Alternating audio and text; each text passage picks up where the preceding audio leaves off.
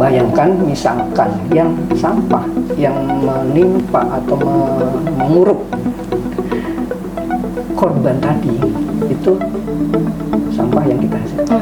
Gimana kita nanti menerapkan lagi kebiasaan-kebiasaan kita yang dahulu pernah kita terapkan gitu loh. Kayak mungkin kan kosmetik biasanya kan pasti kita ngisi lagi ya. Kalau misalnya ada habis kita isi lagi kan ke wadah kita seperti itu. Kalau di rumah biasanya kan kayak sampo, sabun seperti itu kan. Sebenarnya kita udah lakukan sejak dulu gitu loh.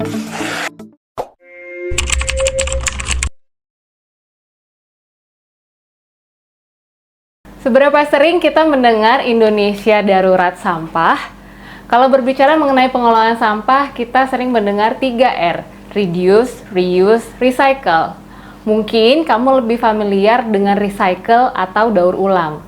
Tapi sebelum recycle, ada reduce mengurangi, dan reuse guna ulang yang nggak kalah penting.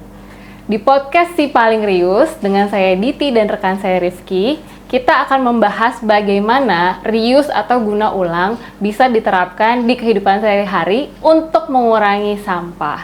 Nah Rifki, dari sekian kali kita ngomongin reuse nih, sebenarnya kan Indonesia tuh udah sering banget ya mempraktekkan reuse. Kamu tahu nggak contohnya apa aja kira-kira nih? Ini sebagai co-host reuse yang paling reuse ya. Oke, gitu ya. Udah hatam ya kamu ya, jadi sekarang ya. Kalau contoh reuse nih kan dari yang paling deket dah. Sampai sekarang emak saya kalau masak bagi-bagiin ke saudara itu masih pakai rantang. Rantangnya warnanya apa tuh? Warnanya putih. Putih. Cuma kadang jadi merah karena buat ngetok saya. Jadi benjol rantangnya. Terus juga makan di tukang bakso pakai mangkok ayam gitu. Atau punya koleksi kalau mangkok ayam ya? enggak sih Kak. Saya mangkok isinya ayam aja sih. Bukan gambar ya. Terus apa lagi nih? Terus yang paling dekat karena saya Gen Z, kita kemana-mana bawa tumbler. Walaupun kadang-kadang kita nggak tahu isinya apa, tapi dibawa terus. Dibawa. Biasanya isinya kalau nggak air apa tuh Ki? Biasa anggur. Anggur tuh gorengan. Buah anggur, pohon anggur. Pohon, bisa nanam pohon maksudnya di tumbler ya? Sama petani sih. Berarti emang udah guna ulang itu udah jadi kebiasaan ya di masyarakat baru. Kita ya. Tapi namanya kebiasaan atau perilaku manusia biasanya itu bisa long last, awet kayak jodoh gitu ya. Kalau ada aturannya supaya itu kayak jadi hal biasa aja. Ada jadi yang kayak, mendukung ya. Iya, jadi kayak bawa tumbler ya biasa aja, bukan oh kamu go green banget bawa tumbler gitu kan enggak gitu kan gitu. Nah, kebetulan hari ini kita udah kedatangan narasumber dari pihak pemerintah atau lembaga yang punya aturannya nih Ki. Oh, ini yang kita sapa pembuat aturan. Halo. Ini ada dari Dinas Lingkungan Hidup, Pak Adip. Apa kabar Pak Adip? Alhamdulillah. Halo Pak Adip. Dan itu ada Ibu Dila juga dari BPOM. Tahu BPOM nggak Ki? Ini pemeriksa gitu kan? Pemeriksa apa? Pemeriksa apa nih? Pemeriksa badan apa? Pemeriksa O-nya? Om-om. Bukan. Om gitu. Badan pengawas obat dan makanan. Jadi kalau sering lihat berita skincare banyak yang mengandung merkuri. Nah, itu kerjanya BPOM. BPOM berarti ada hubungannya juga sama Rius ya? Ada dong, karena kan Rius biasanya pakai kemasan dan kemasan itu tuh ada standarnya. Ingat nggak kalau guna ulang tuh butuh standarisasi. Nah, bener kalau kayak gitu. Tapi sebelum kita ngomongin guna ulang dengan para narasumber kita, sebenarnya di Indonesia tuh udah ada nih peraturan tentang guna ulang. Ada payungnya nih Ki. Gitu. Oke. Dari Undang-Undang 18 tahun 2008, sebenarnya setiap orang itu wajib mengelola sampah, termasuk menggunakan kembali barang-barang yang memang bisa diguna ulang. Kemudian dari Kementerian Lingkungan Hidup juga punya peta jalan pengurangan sampah plastik oleh produsen. Nah, karena kita tinggal di Jakarta nih, Jakarta itu juga sudah lebih unggul karena sudah melarang kantong belanja plastik sekali pakai di swalayan, di pasar tradisional dan juga mal melalui Peraturan Gubernur DKI Jakarta nomor 142 tahun 2019. Pantes kita kalau misalkan belanja-belanja ke minimarket gitu udah nggak dikasih plastik ya sekarang ya? Iya, udah nggak ada loh. Jadi ya bawa aja tenteng aja, masukin motor. Bawa tas. Iya. Ya, kalau nggak masukin motor kan. Kalau nggak bawa tas ya repot. Jadi mesti bawa tas sendiri dari rumah berarti ya? Repot nggak buat kamu? Enggak sih sebenarnya. Banyak goodie bag kan di rumah kan. Nah, itu bisa dipakai juga tuh kalau misalnya mau belanja, mau ke pasar, mau ke minimarket, tinggal pakai itu aja gitu. Dan biasanya nih kalau ada sesuatu yang dilarang ditanya, terus gantinya apa nih Ki gitu. Makanya kita hari ini mau menggali tentang guna ulang karena DKI Jakarta sudah menjalankan sebuah program namanya Guna Ulang Jakarta bareng Diet Plastik Indonesia juga dan NVO di tahun 2022 untuk mendorong ekosistem guna ulang di Jakarta supaya diikuti oleh daerah-daerah lain juga.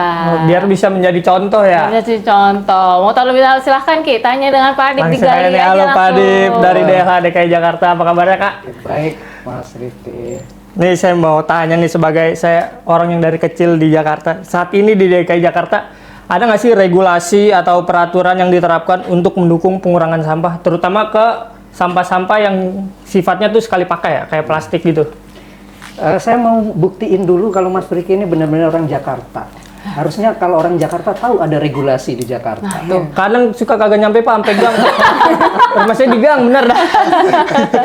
Mas Rifki, kita kasih tahu ya, ada regulasi di terbit tahun 2019. Udah berapa tahun itu? Lama Mau ya? masuk 7 tahun. 7, iya. Tahun kalau anak sekolah udah SD itu. Benar. Ya, jadi regulasinya Peraturan Gubernur DKI Jakarta nomor 142 tahun 2019 tentang kewajiban penggunaan kantong belanja ramah lingkungan KBRL di pusat perbelanjaan, toko swalayan, dan pasar tradisional. Jadi semangatnya adalah mencegah penggunaan kantong belanja sekali pakai. Kantong yang terbuat Kresek dari gitu ya? Kresek, oh iya, iya. Kita kresek gitu kan ya. Kresek biasanya kan orang belanja butuh wadah kan, banyak yang diambil gitu kan. Iya. Dia butuh wadah. Nah, wadah itu kantong belanja kita sebutnya kan, yang bergagang gitu kan. Nah, itu dilarang untuk di retail tadi, pusat perbelanjaan, toko swalayan, dan pasar tradisional gitu ya. Jadi semangatnya adalah mengguna ulang, karena ada kriteria kantong ini disebut ramah lingkungan. Salah satu kriterianya adalah dia punya ketebalan tertentu gitu kan, yang ia bisa nggak gampang rusak gitu, bisa digunakan berulang-ulang gitu, iya, iya, kan iya. ya. Nah itu jadi semangat dari peraturan gubernur ini sebenarnya adalah guna ulang kantong belanja untuk menggantikan yang sekali pakai. seperti itu. Mas Rifki, baru tahu ya? Jadi baru tahu sih Kak, karena saya kan rumah dekat pasar juga ya. Masih banyak tuh pedagang-pedagang yang bandel yang pakai itu plastik-plastik Cabai sekali udah pakai gitu. dikresekin gitu Iya. ya, gitu. Jadi Enggak, kalau belinya. cabai itu kan ada kantong yang nggak bergagang gitu, yang untuk Oh iya, membungkus itu, ada. itu belum dilarang. Jadi belum yang dilarang. hanya kantong yang gagang, ada gagangnya, yang itu untuk wadah belanjaan seperti itu. Yang Jadi maksudnya cabai nggak bisa dimasukin ke situ juga ya Pak ya? Kalau yang langsung, bergagang kan, karena iya. bergagang udah dilarang kan Ya, harusnya. mungkin nanti dari BPOM ada isu higienitas macam-macam iya, gitu benar, kan. benar. Contoh kita beli minyak curah gitu deh, kan nggak mungkin langsung dimasukin ke kantongnya gitu kan, harus ada kantong plastik. Iya, harus ada wadah ya, benar-benar. Lebih bagus lagi kalau bawa botol dari rumah. Wadah gitu, sendiri. wadah sendiri. Jadi ke pasar pun sebenarnya bisa, kita nggak perlu menggunakan yang Sekali pakai. kemasan sekali pakai, wadah-wadah yang sekali pakai itu juga bisa banget. Gitu. Dan terus- Dan itu pasti akan apa ya, mengurangi secara signifikan volume sampah, karena namanya sekali pakai gitu ya, pasti udah endingnya jadi sampah, gitu kan. Dengan diguna ulang, siklusnya kan akan memperpanjang umur barang sehingga nggak iya. buru-buru jadi sampah gitu toh. Karena sampah DKI kan banyak banget ya. Tahu nggak Ki berapa tuh sampah DKI? Berapa Berapa Pak tuh? sampah DKI Pak? Cuman 1.200 rit. Nggak cuma sih Pak. bisa nutupin rumah saya ini Pak. Jadi di angka 7.000-8.000 ton. Itu sehari atau sehari? Itu ke Bantar Gebang kayak Sehari kemarin 8 ton. habis longsor tuh. Iya ya. Terus katanya Bantar Gebang udah nggak mau terima lagi dari Jakarta. Nah itu tuh. bisa ilegal Pak. Dari 7.000 berapa persen Pak yang plastik Pak? Plastik, kita punya studi komposisi ya, kita melakukan itu di tahun 2022, melakukan studi karakteristik dan komposisi sampah. Plastik di angka 26%. Oh, Mbak Diti. lumayan juga ya Pak ya. 26%. Ada apa penjabarannya ya, plastik apa, plastik apa. Plastik 26% semua totalnya plastik itu. Oh, terus saya juga pernah tahu katanya udah ada program guna ulang Jakarta, bener Pak? Nah, Iya. saya jadi penasaran nih, apa aja sih yang udah dilakuin program guna ulang Jakarta ini? Jadi kan itu semacam gerakan ya. Iya. Kita istilahkan gerakan guna ulang Jakarta. Itu dari tahun 2021 ya. Pas pandemi kayaknya Pak ya. Iya, ya sebagai apa ya? Dari yang peraturan tadi kita launching gitu kan, dengan mengguna ulang kantong belanja, juga kita menggandeng beberapa NGO gitu ya untuk memasifkan lah, kita minta berkolaborasi untuk gimana guna ulang ini menjadi suatu gerakan gitu. Kalau namanya gerakan kan semua bergerak ya. Semuanya ya. Kalau nggak bergerak kan bukan gerakan ya. Jadi stay aja di tempat Pak, jangan di tempat Pak Jadi ya. semua bergerak gitu karena memang guna ulang ini ya habit sih ya, habit budaya gitu ya, orang yang sudah mulai dari mindset gitu ya.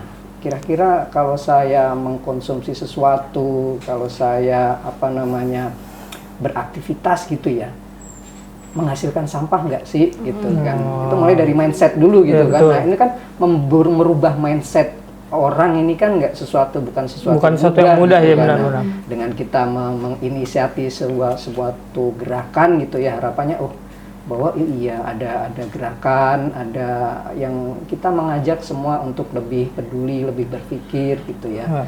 Apa yang kita lakukan ini tentu nanti akan efeknya apa, sampah yang dihasilkan bagaimana. Nah mungkin mikir seperti itu, udah dengan guna ulang tentu tadi akan mengurangi barang-barang yang sifatnya satu kali pakai. Terus Dika, dari tahun 2021 udah kerjasama sama beberapa organisasi buat gerakan guna ulang Jakarta ini. Ada nggak sih tantangan terberat yang dilaluin sama pihak dari pemerintah ini? Iya, secara regulasi kita sudah berbuat gitu ya dengan mengeluarkan regulasi-regulasi. Tentu regulasi kami di pemerintah daerah harus inline lah dengan regulasi-regulasi yang di tingkat pusat gitu pemerintah ya, pusat gitu. Regulasi di pemerintah pusat kita pasti mengikuti searah gitu, tegak lurus gitu ya. Kita perkuat dengan regulasi-regulasi tadi. Juga gerakan-gerakan ini gitu ya, merubah mindset ini tantangannya memang itu tadi, balik lagi ke habit, ke budaya gitu. Karena kita tahu sendiri warga DKI Jakarta maksudnya udah banyak metropolitan, kegiatannya banyak, Macam-macam juga kan asalnya kegiatannya. Iya benar. Iya, Jadi sampahnya juga macam-macam. Ya edukasi, sosialisasi terus ya, dari itu sampai sekarang pun dengan kita hadir di sini di podcast ini juga kan Mau harapannya kasih informasi lebih banyak lagi kita kan nih. banyak yang lebih tahu, lebih menonton gitu ya, dengan tahu bahwa iya ya, guna ulang ini juga menjadi kontributor untuk pengurangan sampah gitu kan. Tapi tantangannya tadi Mas Rifki ya, ini butuh proses ya. Butuh proses yang panjang lah. Ya panjang pendek Relatif lah ya Pak ya. Ya mungkin dengan kejadian-kejadian gitu ya di Bantar Gebang. Saya sedikit mengajak ke yang nonton ini ya podcast ini ya, si paling Reus ini. Mari kita coba bayangkan gitu ya. Dengan kejadian longsor di awal bulan Mei itu ya. Itu ada korban. Ada korban. Bayangkan misalkan yang sampah yang menimpa atau mengurup korban tadi itu sampah yang kita hasilkan. Pernah mikir kayak gitu nggak? Karena mikirnya kayak yang penting Ternyata- nggak ada di halaman kita, yang penting udah dibuang aja Jangan-jangan gitu. yang maaf agak ini dikit ya, yang mungkin masuk ke mulut kita ternyata bekas sampah gitu kan. Itu andil kita loh. Iya benar, ada andil kita juga ya. Berarti kita harus tanggung jawab juga sebenarnya ya gitu ya.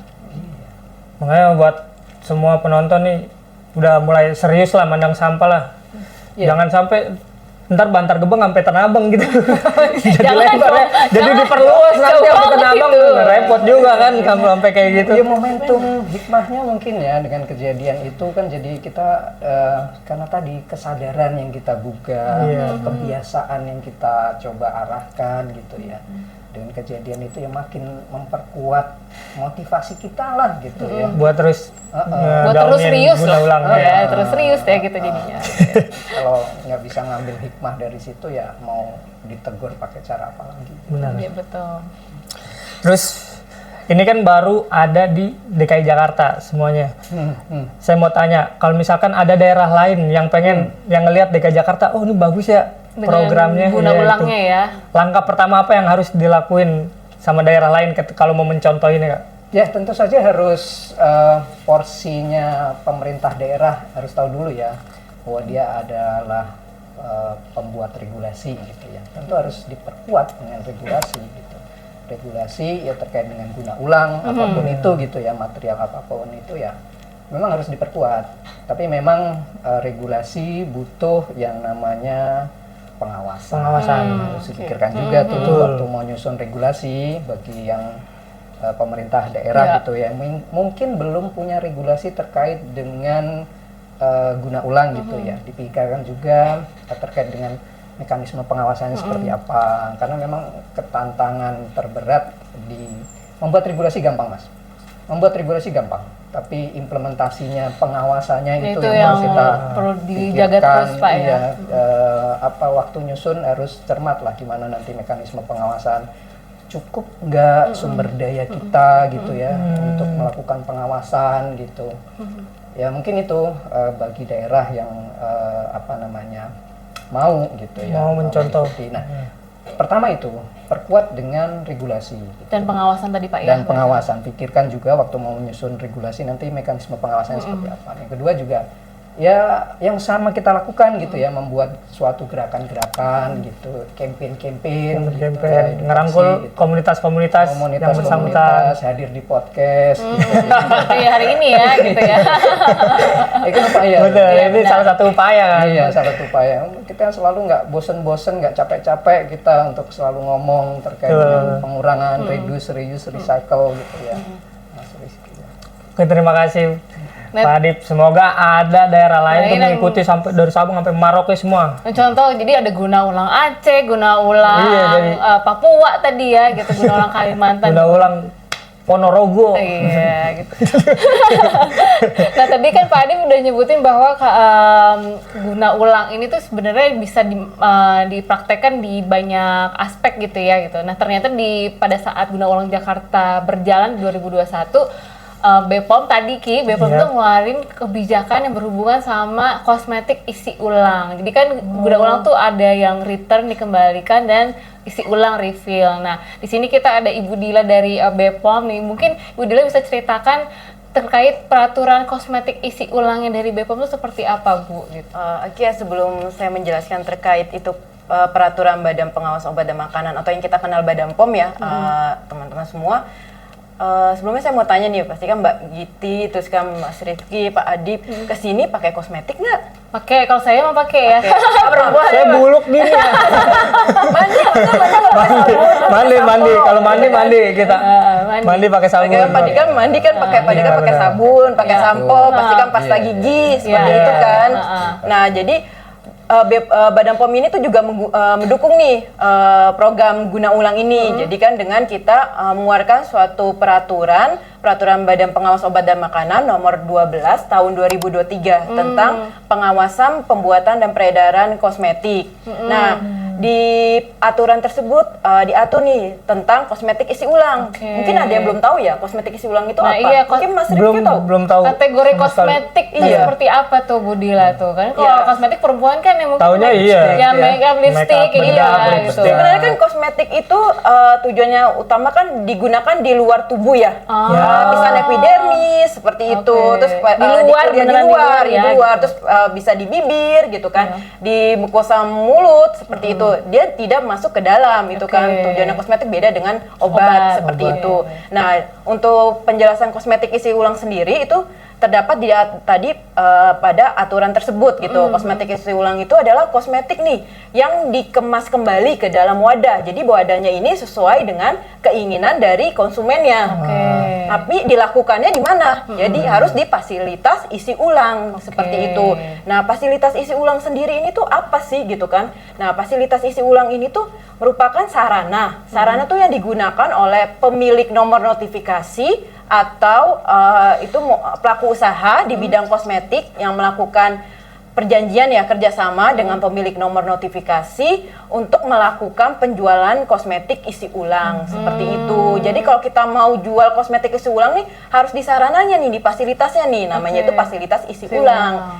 Nah, kalau misalnya nih Mas Rifki, Mbak Giti mau bikin nih fasilitas isi ulang. Nah, syarat utama itu kosmetik yang diedarkan di fasilitas isi ulang ini harus memperoleh persetujuan dulu nih dari kepala BPOM. Oke. Jadi harus memperoleh persetujuan Dia dulu. daftar nih. dulu berarti ya? Iya. Oke. Nyerahin proposal istilahnya gitu Proposal kan. ya. Ke kepala BPOM, tapi Oke. yang mengevaluasi bukan kepala BPOM-nya, tapi melalui kita ada namanya Direktorat Standarisasi Obat Tradisional, Suplemen Kesehatan dan Kosmetik. Jadi Berarti gitu. ada bidangnya sendiri. Ada bidang ya? sendiri. Jadi Oke. nanti dievaluasi nih proposal Sesuai fasilitas atau enggak isi ulang. standarnya Iya, gitu ya? dari bagaimana dokumen teknisnya, kemudian tempat penyimpanannya, seperti itu, proses sanitasi higienisnya, kayak gitu. Jadi proposal yang Mas Rifki serahkan ke kami ini dievaluasi dulu dengan oleh Direktorat Standar ini, seperti itu. Nah, selain itu juga untuk memperoleh persetujuan BPOM. tadi ya dari Kepala BPOM, syarat yang utama nih, paling utama kalau kosmetik yang diedarkan di fasilitas isi ulang nih adalah kosmetik yang telah memiliki nomor notifikasi. Jadi yang udah terdaftar. Jadi kalau kosmetik Nggak boleh kosmetik sembarangan mau juga daftar, ya? Iya, mau daftar ini kosmetik baru buat gitu kan, belum Buat memiliki- sendiri lagi di rumah gitu, buat ngeracik racikan ya. ya kan. Bikin Nggak bisa ya, Kayak bikin kue Oh, bukan gitu kan. kosmetik, ramuan itu.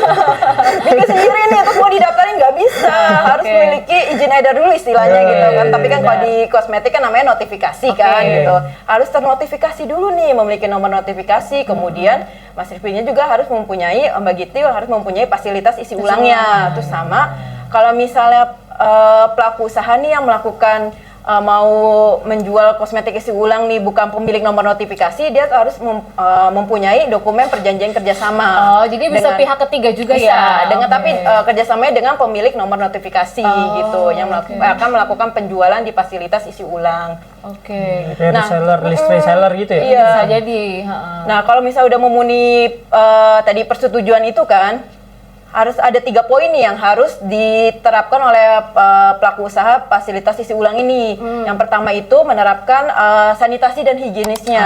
Benar. Karena kan kita oke lah mendukung kelestarian lingkungan ya dengan melalui guna ulang ini ya Iya. Pak. Tapi kita menyampingkan gini loh tentang keamanan, manfaat, mutu dari si produknya. Jangan sampai seperti itu. Makanya Iya. yang poin pertama itu harus menerapkan sanitasi higienisnya. Yang kedua itu memiliki dokumen teknisnya. Jadi nanti ada banyak nih dokumen teknis yang harus dimiliki. Kemudian yang ketiga itu memiliki tempat penyimpanan yang memadai. Nah, kalau kita mau bikin fasilitas isi ulang, masa cuma sepetak? Nah, nanti kan nyimpennya kemana? Nitip sama tetangga, nitip.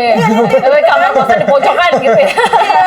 Jadi itu 3 itu yang harus kita utamakan Peduli, dulu ya. ya, peduli gitu. Kalau kita mau bisnis nih fasilitas isi ulang, yang paling penting tadi kan harus terdaftar, Harus terdaftar, berarti produknya harus terdaftar. Terus kalau misalnya mau menerapkan sistem isi ulang, ada fasilitasnya, mau Iya. mereka punya sendiri atau kerjasama? Iya, begitu kerjasama, kan? tapi kerjasamanya dengan ya pemilik nomor notifikasi sih gitu. Oke, gitu. Nah, kalau peraturan ini kan ya sudah berjalan kurang lebih 3 tahun ya. Iya. Bagaimana BPOM mengawasi ini perjalanan peraturan ini? Apakah pernah ada temuan atau justru ternyata ada poin-poin yang masih perlu ditambah di per BPOM sebelumnya Oke. gitu? Kalau sebenarnya kan mungkin Mbak Gita atau Mas Rifki kan tahu ya kalau BPOM itu kan juga melakukan pengawasan ya. Pengawasan itu kan terdiri dari pemeriksaan ya, pemeriksaan baik di fasilitasnya maupun terhadap produk kosmetik itu sendiri gitu kan. Nah, kalau fasilitas itu kan mungkin kita tahu kalau di kosmetik itu ada fasilitas distribusi, terus ada fasilitas produksi. Nah, distribusi ini kan termasuk fasilitas isi ulang. Nah, kita tuh juga melakukan pemeriksaan nih ke lapangan, ke fasilitas isi ulangnya. Oke. Jadi kita apa sih yang kita cek gitu kan? Ceknya tadi tentang penerapan sanitasi higienisnya, apakah dia sudah menerapkan nih? Jangan sampai tempat isi ulangnya tuh kotor gitu kan, banyak bau. sampah, bau gitu kan. Tikus lewat, tikus Iya, lewat. apalagi tikus lewat gitu kan, hama gitu kan. Terus kemudian dokumen teknisnya ada nggak nih, prosedur tertulisnya, catatannya seperti apa? Kayaknya misalnya kalau wadahnya, peralatannya itu kan harus ada prosedur tertulis atau catatan kayak pemakaian, Iya. pembersihannya, kemudian pembersihan wadahnya seperti apa, seperti itu harus ada. Kemudian penting juga kartu stoknya juga harus ada, seperti itu, catatan pengadaan dan kartu stoknya mesti ada. Berarti seperti inventarisnya itu. mesti rapi juga. Mesti rapi ya, gitu. Tapi sebenarnya pernah nggak nemuin apa namanya produsen yang nggak sesuai standar itu? Apa Ada. banyak? Paling kalau kita pasti kan kalau kita melakukan pemeriksaan ya terjun ke lapangan pasti ada aja ya, nggak mungkin hasilnya itu oke-oke aja ya memenuhi ketentuan istilahnya gitu. Kalau di kami pasti ada aja temuan, entah mereka tuh nggak ada pencatatan, nggak ada kartu stoknya gitu kan. Entah mereka tidak menerapkan sanitasi higienis, misalnya jorok nih, abis misalnya mau ngisi ulang, si personilnya ini tidak mencuci tangan terlebih dahulu gitu. Iya. Karena kan untuk kita mendukung kelestarian lingkungan, kita juga harus menjamin bahwa produk ini tuh aman gitu dan bermutu. Sesuai standar lah. Sesuai standar ketentuan. Kalau ada yang kurang sesuai itu biasanya apa yang BPOM lakukan? Tahapannya mungkin ya, apakah teguran tertulis dulu atau ada Kalau Jewer. kayak VOC ya. Bandel. Sebenarnya kalau nggak sesuai ketentuan, kita melakukan, biasanya kita memberi peringatan sanksi administrasi seperti itu untuk dia melakukan perbaikannya nih terhadap proses pembuatan dan peredarannya seperti itu, harus sesuai dengan ketentuan yang ada. Dalam hal ini kan peraturan Badan POM tadi nomor 12 tahun 2023 ya, seperti itu. Dan kemudian juga kita panggil nih perusahaannya, kita tetap mengedukasi juga ke pelaku usahanya seperti itu, selain memberikan sanksi administrasi. Jadi nggak hanya ngasih sanksi tapi juga diedukasi. Iya, Tapi habis itu ketika datang lagi pengennya sudah lebih baik ya begitu Bu ya gitu. Kadang kan yang tahu kan misalnya pemiliknya ya, kayak karyawannya kan biasanya tidak diberitahu gitu kan, tidak diberi edukasi gitu, pelatihan personilnya. Jadi kan jadi kalau pada saat dia membuat kosmetik nih, mau masukkan, misalnya dia mau beli nih kosmetik isi ulang kan, bawa kemasannya gitu kan, mau diisi lagi, kemudian lupa nih cuci tangan, atau enggak botolnya lupa disanitasi dulu gitu kan, dibersihkan. Jadi hal-hal kecil itu harus diperhatikan gitu di fasilitas isi Supaya ulang. konsisten dan juga produk isi ulangnya itu aman untuk dikonsumsi. Iya, aman untuk dikonsumsi. Dan juga kalau misalnya nih Mas Rifki kan, kalau Mbak Giti kalau misalnya mau membeli nih kosmetik isi ulang, nah di kemasannya itu nggak tipe kosong aja nih, kayak kita misalnya tumblernya nih, mau isi dong gini, saya mau isi nih membeli kosmetik isi ulang. Nah nanti kita bawa lagi kemasannya nggak polosan gitu. Jadi harus ada standarnya juga. Jadi ada keterangan atau informasi yang tercantum dalam wadahnya tuh ada ketentuannya. Paling nggak tuh ada nama kosmetiknya tuh apa, seperti itu kan. Iya, nama brandnya gitu kan. Produknya tuh namanya apa sih gitu kan. Kemudian nomor notifikasinya berapa? Karena kan tadi kan syarat utama kan harus terdaftar ya. Betul. Kemudian nomor batch-nya, kemudian nama dan alamat si produsennya. Jadi yang buat itu siapa gitu kan. Kayak kemasan baru ya. Tapi kan kalau kemasan baru mungkin tahu ya gitu ya, peraturan persyaratan penandaan ada berapa syarat itu. Tahu nggak, pernah membaca nggak Mas Rifki atau Mbak Giti? Kayak Bu Sina harus baca lagi nih kita nih ya. Gitu. Nggak pernah beli. belum kepikiran jadi pengusaha juga ya. Pengusaha bikin kosmetik ya gitu. Oke, iya, jadi seperti itu. Kalau misalnya syarat kosmetik biasa kan tuh ada 12 ya, persyaratan penandaan yang harus ada di kemasannya ya. Kalau misalnya untuk kosmetik isi ulang tuh ada 6, jadi coba nggak tadi nama kosmetiknya, kemudian nomor notifikasi, nomor batch, kemudian nama dan alamat produsen. Yang penting juga tanggal pengisian, dan terakhir itu yang penting ada tanggal kedaluarsa. Itu udah benar. Kalau kita isi ulang ternyata produknya expired kan Kosmetik bahaya. bisa expired? Bisa. Diserang sama perempuan-perempuan. Iya, kalau nggak bisa nanti. Tadi tidak langsung dia bawa. Itu kan disebut sabun juga. Sabun, iya, Mbak. Selalu bedak, lipstick. Iya, ternyata sabun juga, shampoo juga. Iya, saya baru tahu kalau kosmetik dan itu pengertiannya luas gitu. Iya, dan Pak untuk Mbak Giti sama Mas Rifki, kalau kosmetik isi ulang tuh nggak semua untuk sediaan kosmetik gitu loh. Jadi kosmetik isi ulang itu hanya boleh dijual ya untuk kayak kosmetik, contohnya sabun, sabun cair gitu kan. Kemudian sabun antiseptik cair, sabun cuci tangan yang cair, kemudian sampo. Itu kosmetik, Ki. Itu sumpah dari tadi di kepala saya bedak, itu bedak, blush on. Sampo anti ketombe, kemudian terus conditioner. Nah, itu yang boleh diisi ulang. Gitu. Yang dipakai tiap hari memang ya. Gitu. Mungkin kalau bedak belum ya gitu kan. Jadi yang 6 sediaan tadi yang boleh diisi ulang. Nah, sediaan bayi juga nggak boleh. Belum. Kalau bayi karena sensitif ya? Ya, resikonya tinggi, sensitif kan, kulit bayi kan lebih sensitif ya daripada kulit dewasa. Jadi tidak boleh gitu kan. Jadi itulah berbagai jenis kosmetik yang saat ini boleh diisi ulang. Dan ternyata kosmetik itu adalah barang-barang yang kita pakai sehari-hari juga, gitu. Dan perempuan laki-laki semuanya pakai. Perempuan laki-laki dari muda sampai tua, bahkan kita meninggal juga pakai kosmetik kan? Ya, ada juga ya yang memang ada make up jenazah juga ada ya. Bedak jenazah kan Iya. pakai kosmetik. Dari bangun tidur sampai mau tidur lagi pakai kosmetik. Ya benar. Tercerahkan kan? Saya baru tahu. Terima kasih Bu Dila. Jadi, Saya baru tahu. jadi makin naik nih si paling rius Jadi, itu ya. jadi nanti kalau mau ke warung ada yang nanya, lu mau kemana belanja kosmetik? Iya. Beli apa gitu ya? Beli apa? Tabung batang. Ternyata udah jadi lebih pinter ya untuk belajar ke warung. Ternyata informasinya banyak banget dan ada sisi-sisi yang baru yang kita dapatkan, dan biasanya audiens nih suka nanya, kalau yang ini bener gak ya, kalau yang itu salah nggak ya? Nah itu bisa masuk dalam kategori mitos atau fakta. Nah untuk menjawab dan mewakili audiens, kita mau ngajak Bapak Ibu bermain Main sedikit. game. Boleh diambil papan yang Apanya? ada di Oh, depannya. Ada tulisan mitos 1, fakta 1. jadi ambil 2 ya? Ambil Ada 2. dua. Nah, nanti saya dan Rifki akan bergantian kasih pertanyaan ke Bapak Ibu. Silahkan dijawab mitos atau fakta. Monggo Ki duluan Ki. Dari saya untuk BPOM, Bu Dila. Kata orang nih Bu, kata orang BPOM itu tugasnya buat ngurusin makanan dan obat aja. Jadi nggak ada kaitannya sama reuse atau refill. Itu mitos atau fakta. Mitos. Boleh dijelasin Bu ke Jelasin netizen. ulang mungkin ya. Gitu. Iya. Tadi udah panjang lebar. Tadi kan Benar. melakukan Ini yang lebih pengawasan obat dan makanan ringkas. saja tanpa mempedulikan kelestarian lingkungan melalui guna ulang ini enggak. Buktinya kan kita mengeluarkan peraturan tadi kan tentang pengawasan pembuatan dan peredaran kosmetik, di mana yang di dalam peraturan itu mengatur tentang kosmetik isi ulang gitu. Jadi jawabannya tadi apa Bu? Mitos. Jadi berarti BPOM itu juga hanya ngatur soal bagaimana kita berkonsumsi, tapi juga ada aspek menjaga lingkungannya juga. Benar, Ki. karena apa wadah-wadahnya juga diurusin ya berarti. Benar, jadi Iya. karena kan si produk itu ngelekat sama wadah kan, itu jadi harus diatur nih supaya nggak bikin kulit kita jadi geradakan gitu. Gitu.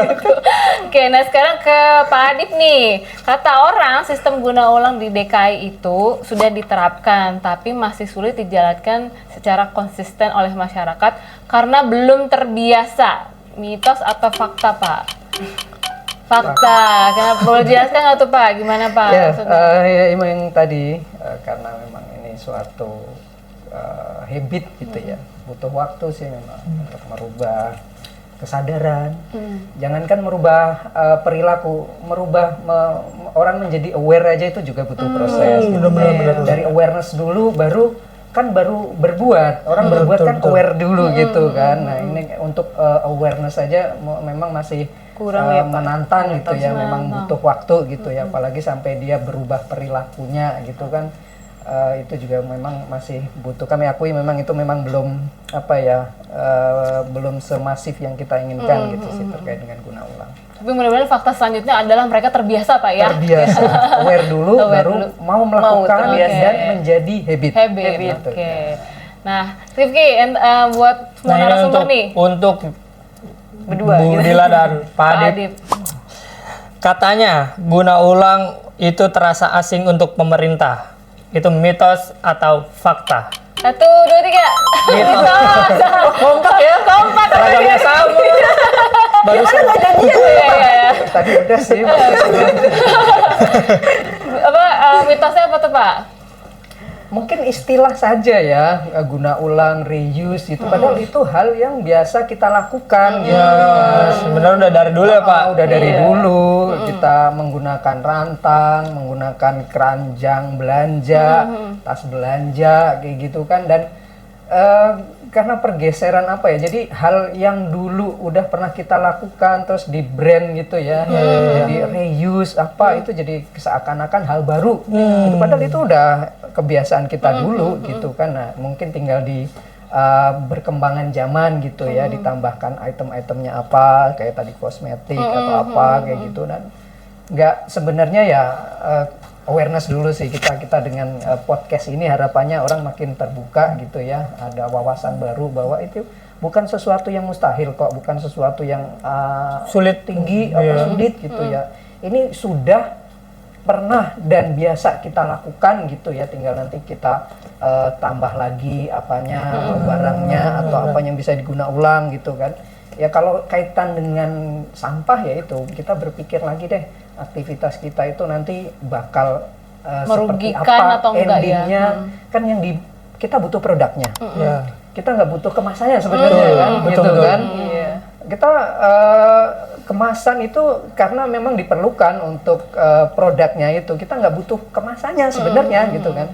Yang kita butuhkan produknya. Nah, gimana caranya biar kita kebutuhan kita terpenuhi gitu ya, tapi yang sisa dari aktivitas kita ini yang perlu kita pikirkan juga.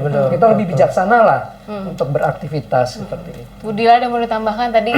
Ya hampir sama sih sama Pak Adib ya. Sebenarnya kita kan istilah yang maksudnya kita sudah melakukan ya dari dulu. Cuma mungkin sekarang ini mungkin karena di branding jadi nggak familiar nih masyarakat tentang istilah isi ulang atau tentang reduce gitu kan, seperti itu kayaknya. Sebenarnya sih gimana kita nanti ya menerapkan lagi kebiasaan-kebiasaan kita yang dahulu pernah kita terapkan gitu loh. Kayak mungkin kan kosmetik biasanya kan pasti kita ngisi lagi ya. Kalau misalnya ada habis kita isi lagi kan ke wadah kita seperti itu. Kalau di rumah biasanya kan kayak sampo, sabun seperti itu kan. Sebenarnya kita udah lakukan sejak dulu gitu loh. Tapi kita nggak nyadar bahwa itu adalah termasuk kegiatan kita tuh guna ulang gitu kan. Karena buktinya juga itu tidak asing buat pemerintah karena dari dua instansi ini membuat peraturan.